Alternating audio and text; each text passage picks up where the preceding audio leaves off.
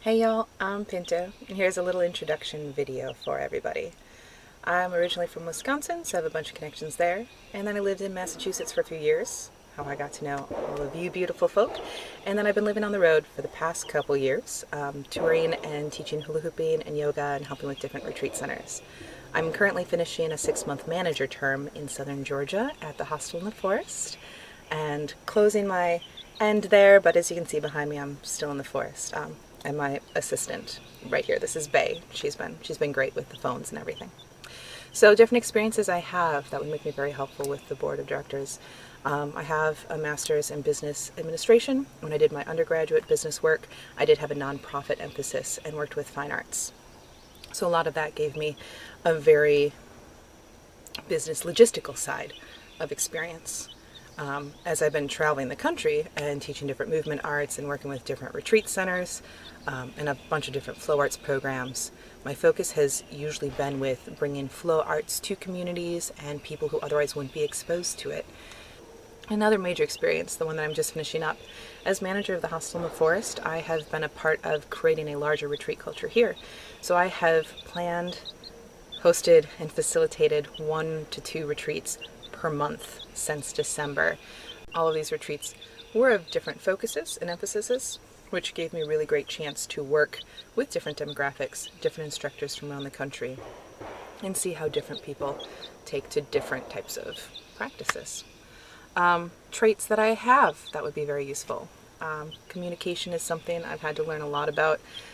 I've had to communicate with business leaders all the way up into corporate business from when I used to be a general manager for Cold Stone Creamery and a training manager for Gava Chocolatier. So I can work and communicate on the business side of things, but I also work at hostels and with flow arts communities. So I communicate with hippies on a regular basis, and I'm oftentimes the translator between the two. I have a very strong work ethic and am incredibly dedicated. When I put myself into a project, I'm there 100%. I also feel that the creativity is a very important trait for anybody getting involved with an organization of this type. I'm always looking for new opportunities and new ways of solving problems, both for myself and the people that I'm working with. So creativity is a very, very important trait, to be able to think outside of the box and be ready for anything that jumps into your lap, including baby chickens. A couple of the top 2 things that I feel I would be very beneficial in helping work with SAF is community outreach.